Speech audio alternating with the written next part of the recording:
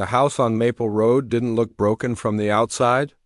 It had a clean white fence, a small porch with 2 rocking chairs, and a garden that someone had once cared about deeply. But inside, the house carried a different kind of silence, the kind that didn't come from peace, but from long emotional exhaustion.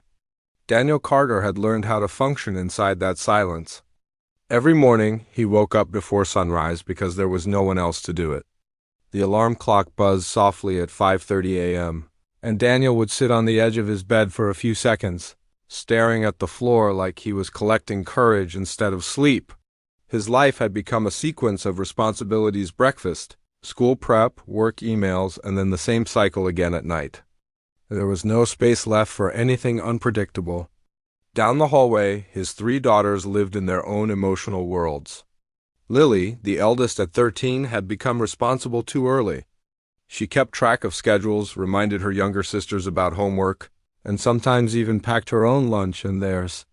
She didn't complain much, but there was a seriousness in her eyes that didn't belong to her age. It was as if she had quietly decided that if she didn't hold things together, no one would. Maya, the middle child at 10, was the opposite. She had started pushing against everything: rules, routines, even silence itself. She left her shoes in strange places, argued about bedtime, and sometimes slammed doors just to hear a sound in a house that felt too still. It wasn't rebellion for attention. It was rebellion against emptiness. And then there was Sophie, the youngest at 6. She didn't understand the full shape of what was missing in their home, but she felt it. She spoke less than she used to. She often sat near windows, drawing shapes in the air or pressing her small hands against the glass as if waiting for something to return. Their mother had left 3 years ago. Daniel never spoke about it much. Not because he didn't think about it, but because every time he tried, the words felt incomplete, like they didn't belong in the present tense anymore. She had walked out quietly, saying she needed a different life, and after that, the house had never fully recovered its warmth. At first, Daniel tried to compensate. He cooked meals that didn't always turn out right.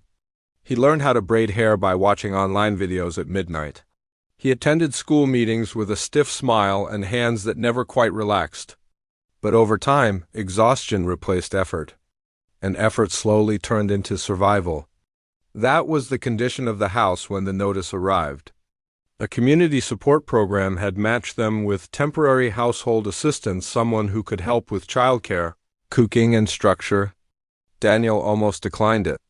The idea of a stranger in his home felt uncomfortable, like admitting defeat. But that night he watched Sophie fall asleep with her homework still unfinished beside her, and Lily quietly trying to fix a broken kitchen drawer, and something in him gave up resisting. So he agreed. Emily Harper arrived on a Thursday morning. She stood at the doorstep with a small suitcase, a simple coat, and an expression that didn't immediately reveal much. She wasn't overly warm, nor cold, just focused, like someone who had learned to observe before participating. When Daniel opened the door, there was a brief silence between them that wasn't awkward, but uncertain, like 2 people stepping into an arrangement neither fully understood. "I'm Emily," she said simply. "Daniel," he replied, stepping aside to let her in. The girls peeked from the hallway, each reacting differently. Lily studied her carefully, Maya pretended not to care, and Sophie hid behind the wall, but kept watching. Emily noticed all of it. The house itself seemed to surprise her, not because it was messy, but because it felt paused. Toys were neatly stacked but unused. The kitchen was clean but lacked warmth. Even the air felt like it had forgotten how to relax. "I'll start with unpacking and breakfast," she said calmly. Daniel nodded, unsure whether to stay or leave the room. Finally, he chose to leave. That was how Emily Harper entered their lives, not with transformation, not with drama, but with quiet presence. A presence that didn't demand attention, but also didn't fade into the background. And in a house that had grown used to silence, that alone was something new. By the time Emily Harper had finished unpacking her small suitcase, the house on Maple Road already felt slightly different, but no one inside could have explained exactly how. It wasn't that anything visible had changed. The same faded couch still sat in the living room. The same stack of unpaid school forms still waited on the kitchen counter. The same quiet tension still lingered in the corners of the house like dust that never fully settled. And yet, Emily moved through it all as if she was reading a story that had already been halfway written. Daniel Carter stayed nearby but distant. He watched her the way people watch a stranger handling something fragile in their home. Not out of mistrust exactly, but out of habit. He had spent so long being the only adult in the house that the idea of someone else stepping into that space felt unnatural, almost temporary, no matter what the paperwork said. Emily didn't ask too many questions at first.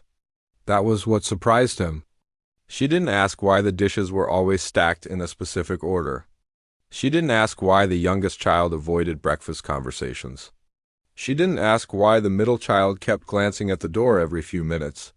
Instead, she simply observed, as if she understood that families don't open their deepest layers on the first day.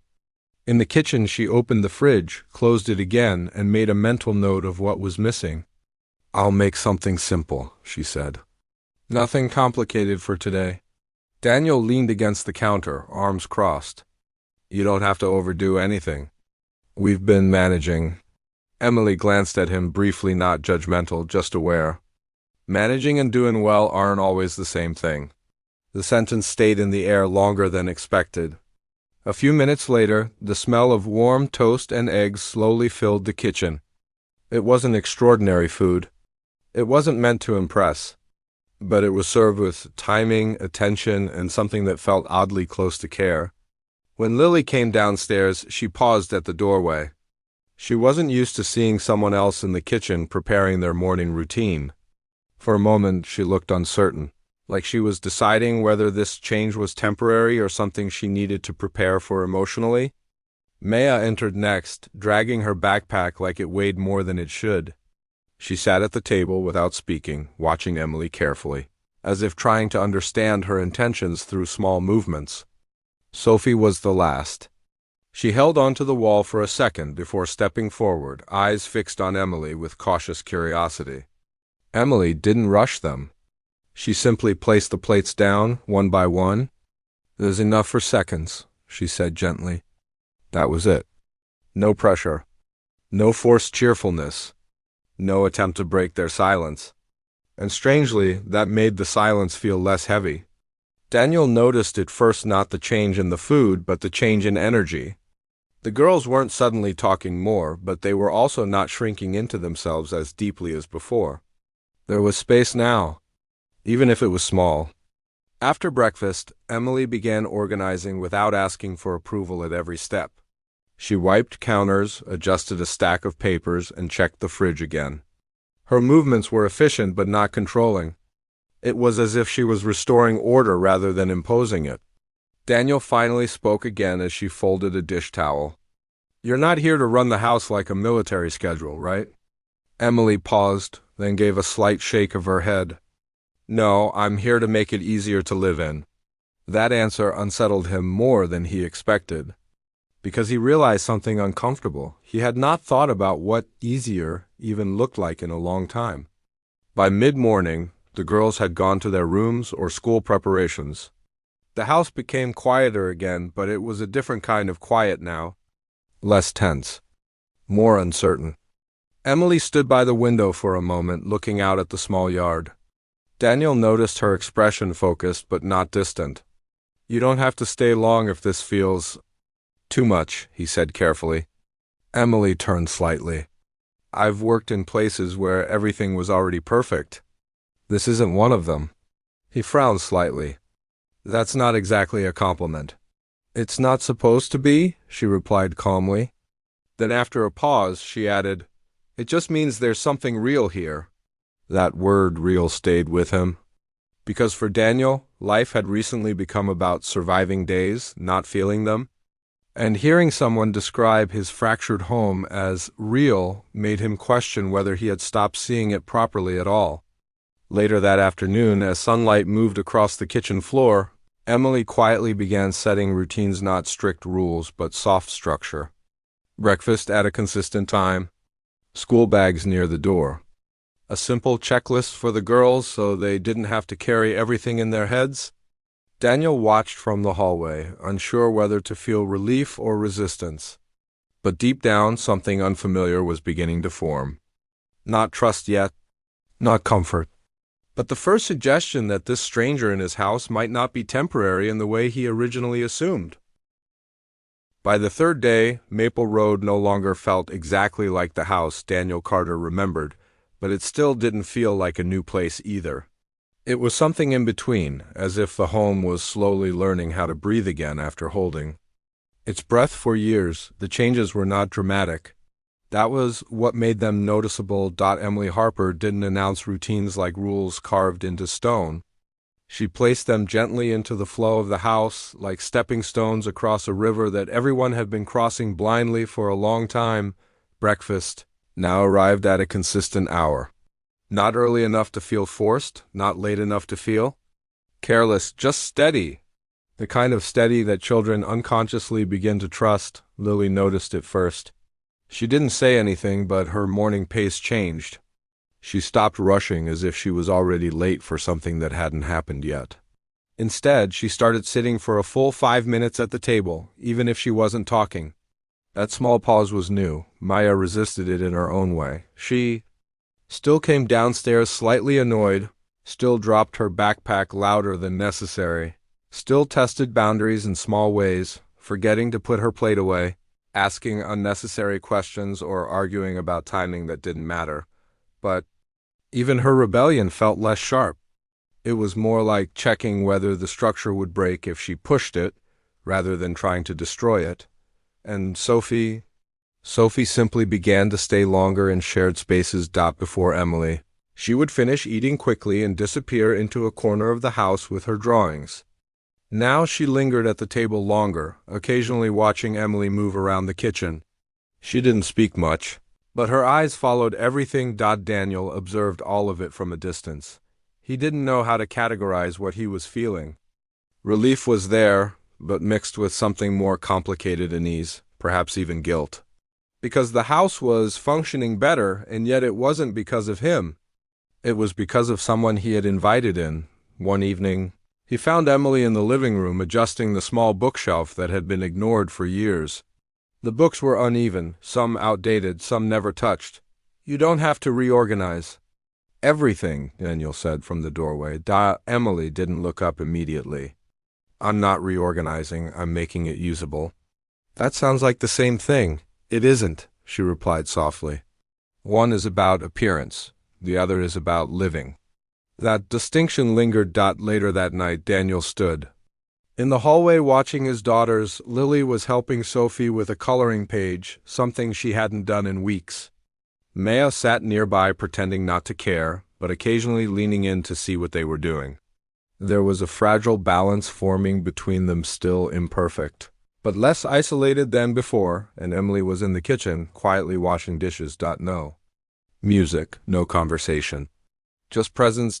Daniel realized something uncomfortable again. The house had started to feel less like a responsibility and more like a place where life was actually happening. The next morning brought a small shift that no one planned. Sophie woke up earlier than usual and stood hesitantly in the kitchen doorway. Emily was already there, preparing simple oatmeal with sliced fruit. Sophie didn't speak. Emily noticed her immediately but didn't rush to fill the silence.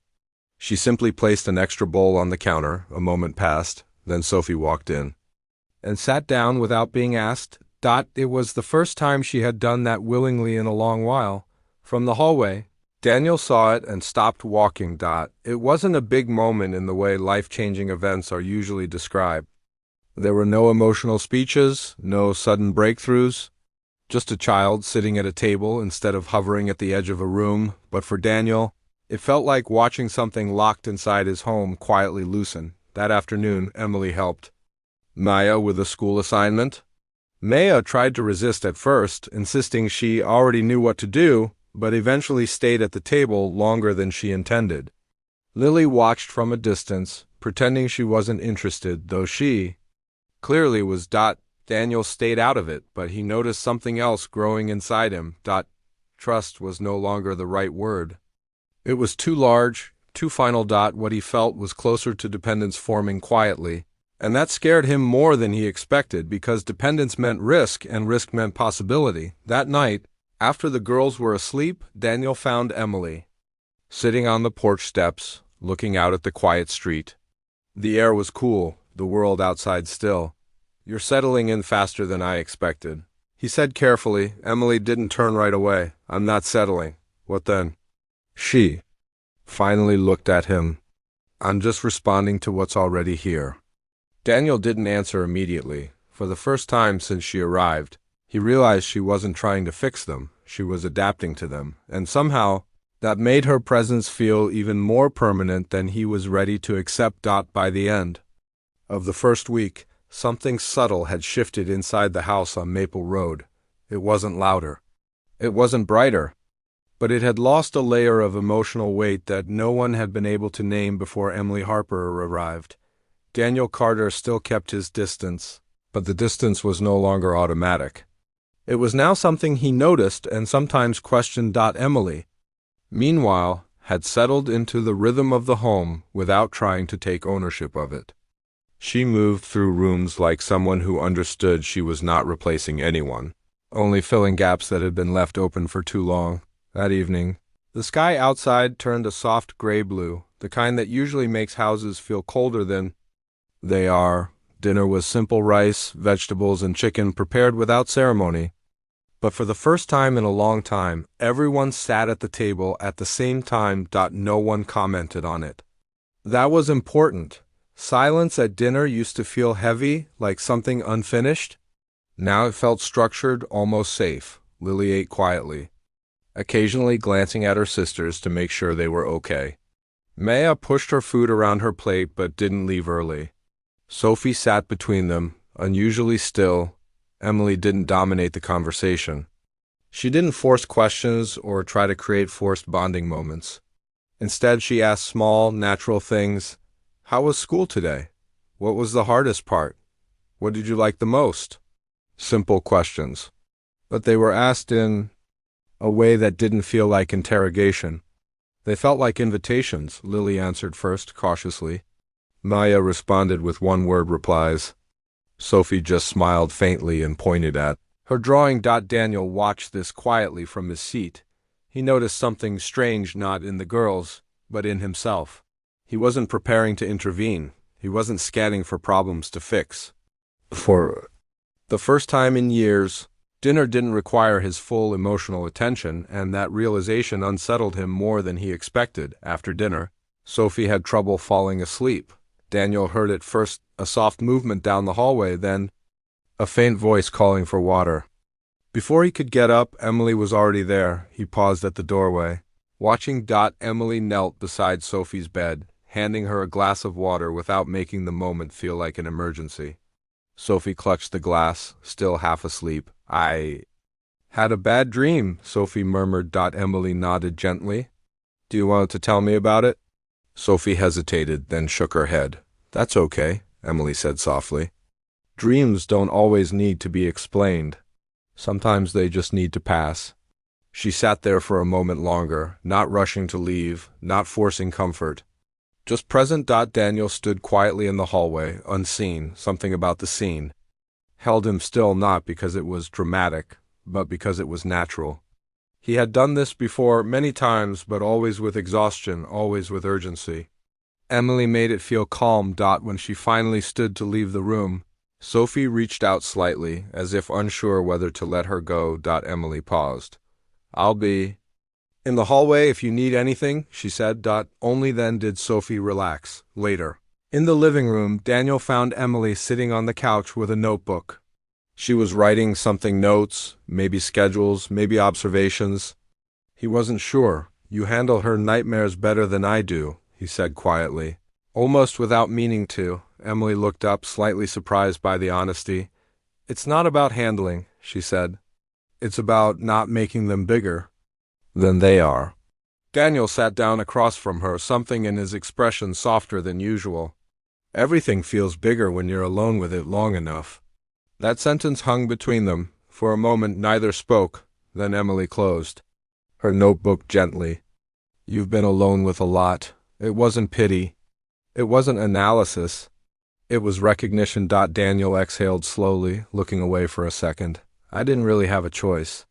We rarely do, she replied. That was the first conversation.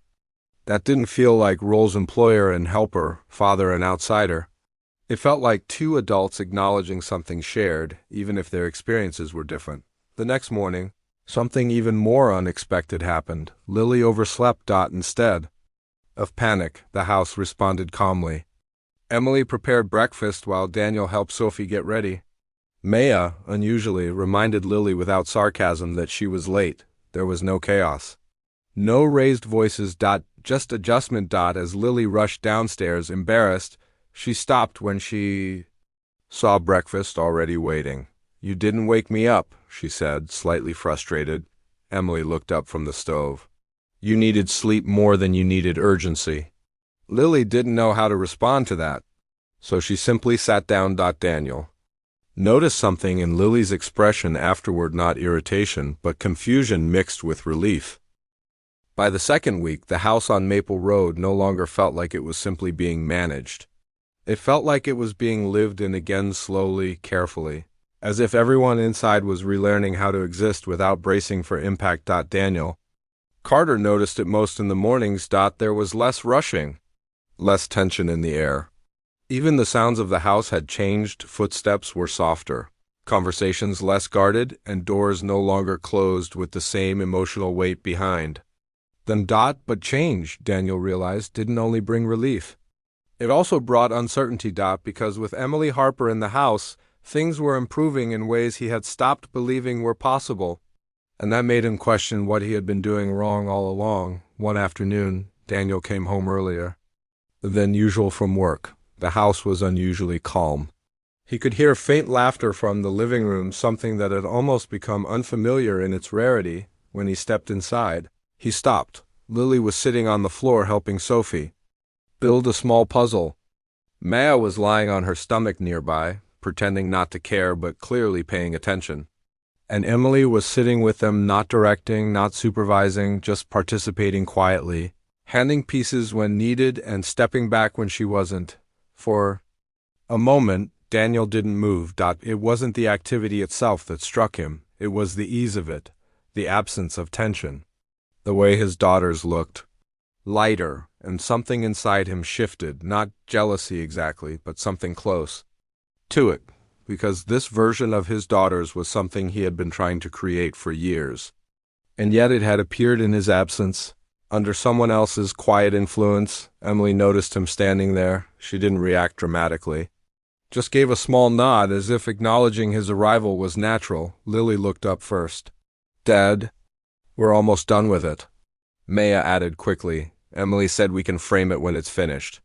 Sophie smiled proudly but said nothing. Daniel forced a small smile. Looks good. But inside, something was tightening. Later that evening, after the girls had gone to their rooms, Daniel found Emily in the kitchen preparing tea. The house was quiet again, but it was no longer the same kind of quiet it used to be. It felt shared now. You've changed things quickly, Daniel said, leaning against the counter. Emily didn't turn right away. Not quickly, consistently. That's not what I meant, he replied. She finally looked at him. Then what do you mean? Daniel hesitated. That was new for him. He wasn't used to having to carefully choose emotional words in his own home. The girls are different, better, happier, and I'm not sure what that says about me. Emily set the kettle down gently.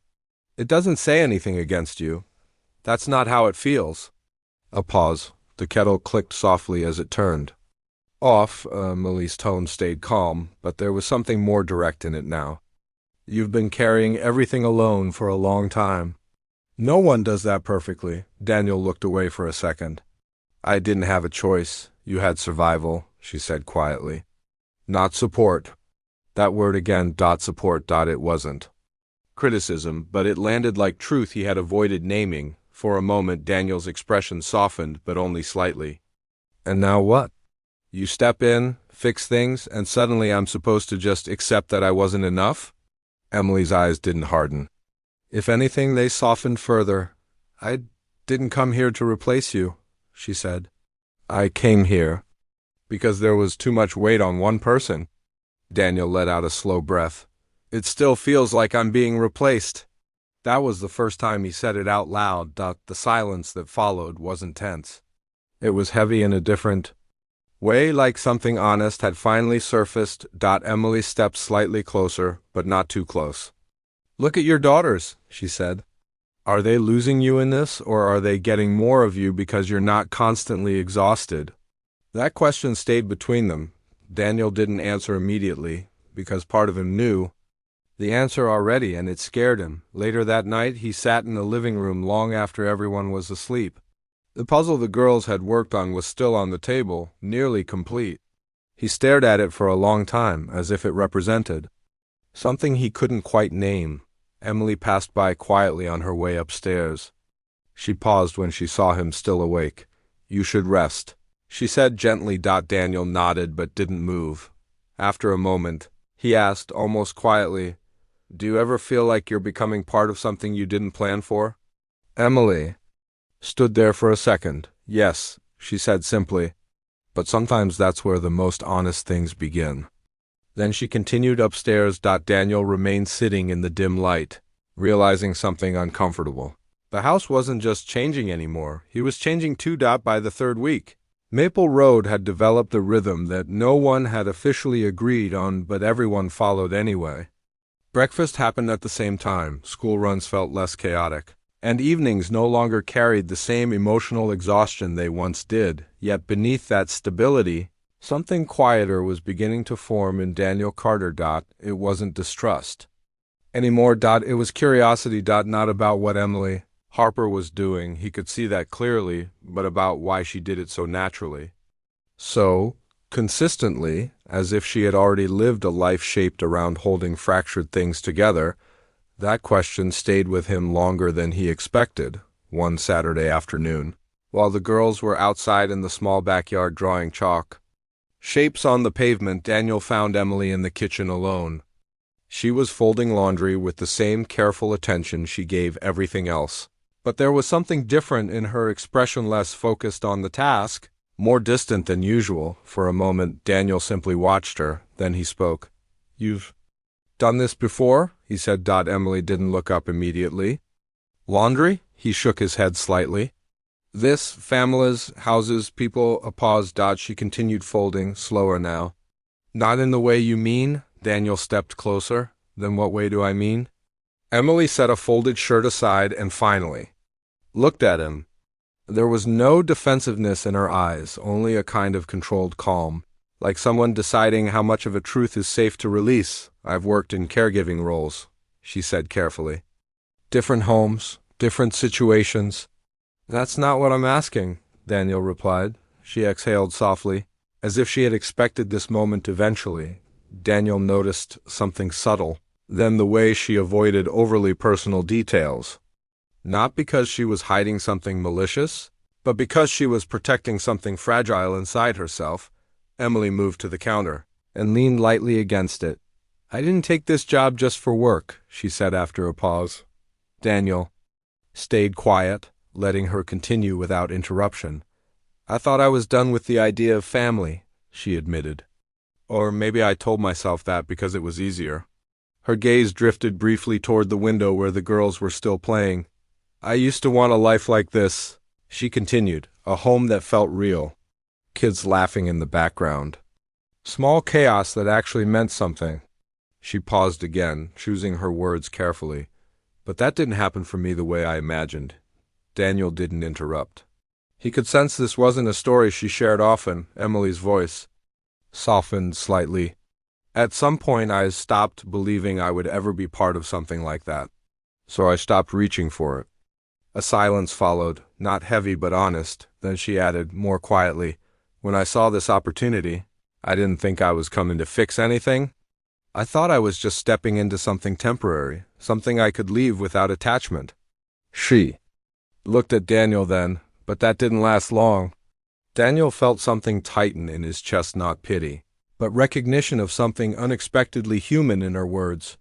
You got attached, he said carefully. Emily gave a faint, almost reluctant smile. I don't think it was a choice. Outside, laughter from the girls drifted through the open window.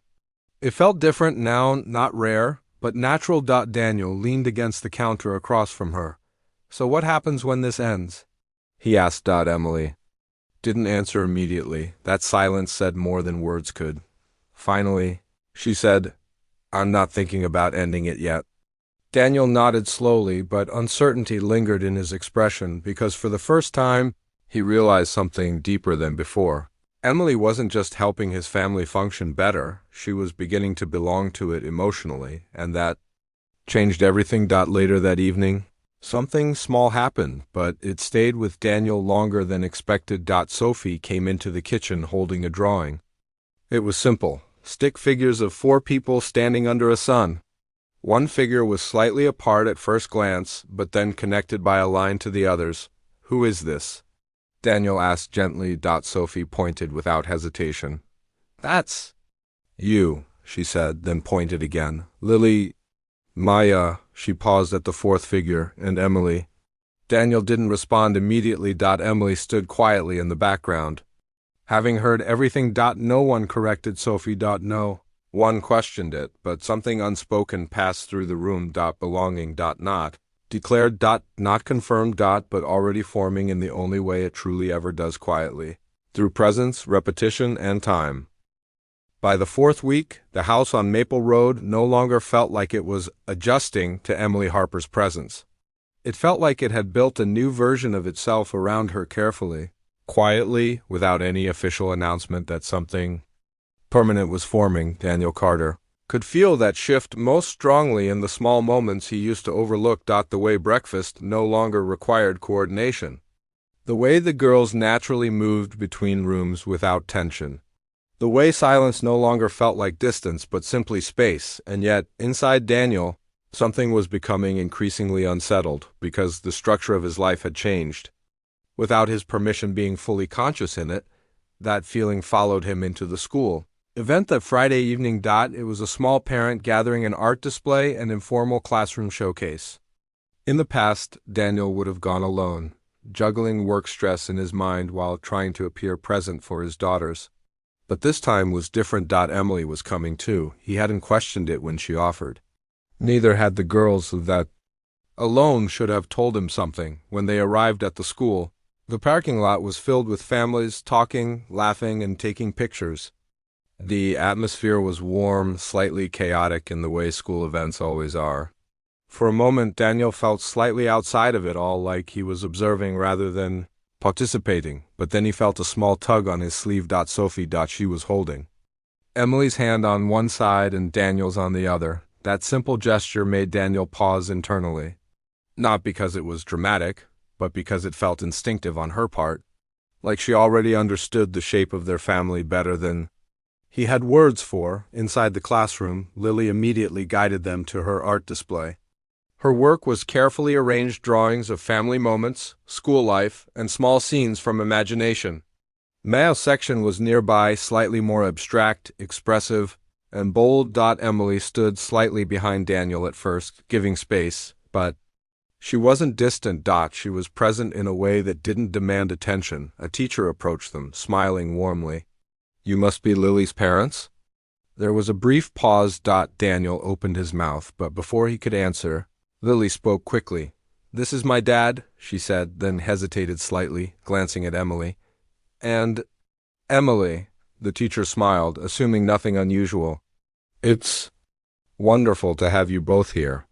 But Daniel felt something shift in his chest. Not discomfort exactly. Awareness. Because the way Lily said it wasn't forced. It wasn't corrected. It wasn't uncertain. It was natural. Later they moved to Maya's display.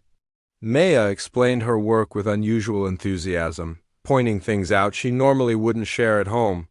Emily listened carefully, asking small, encouraging questions that made Maya talk more than Daniel had ever seen her do in public. Daniel watched this quietly.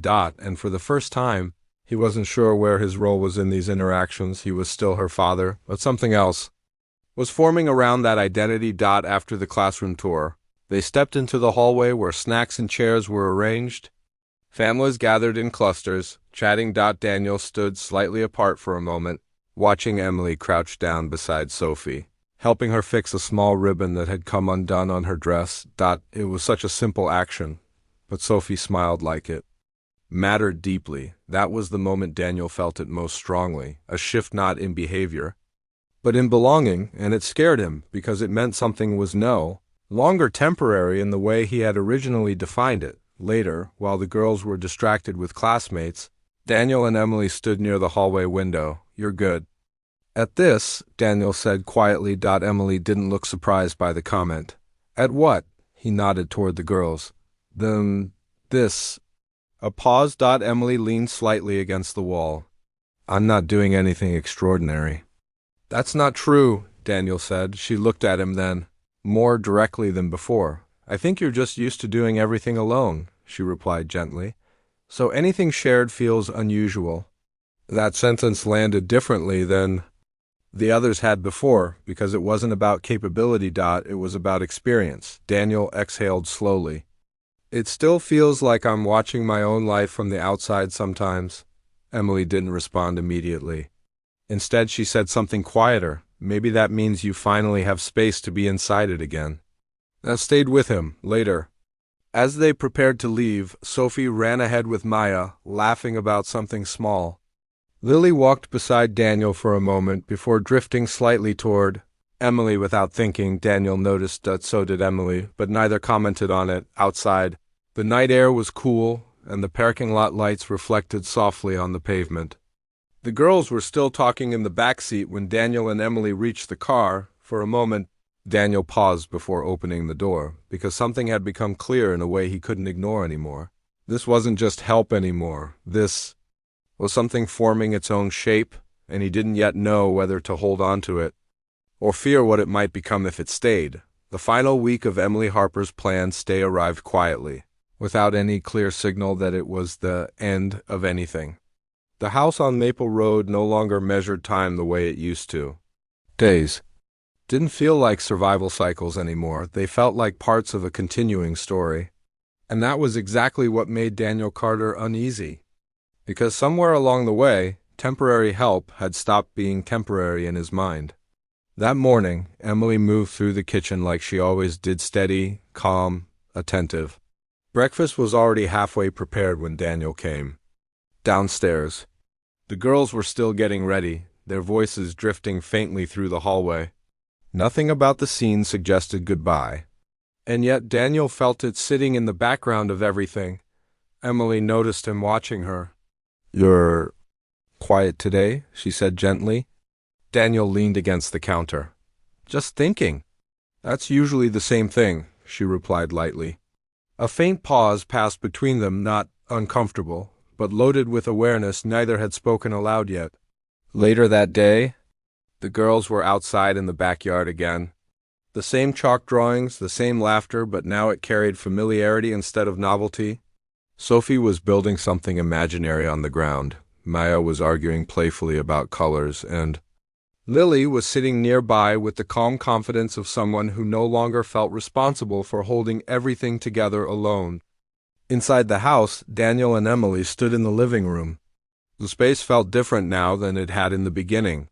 Not because the furniture changed, but because the emotional silence that once defined it had been replaced with something softer presence.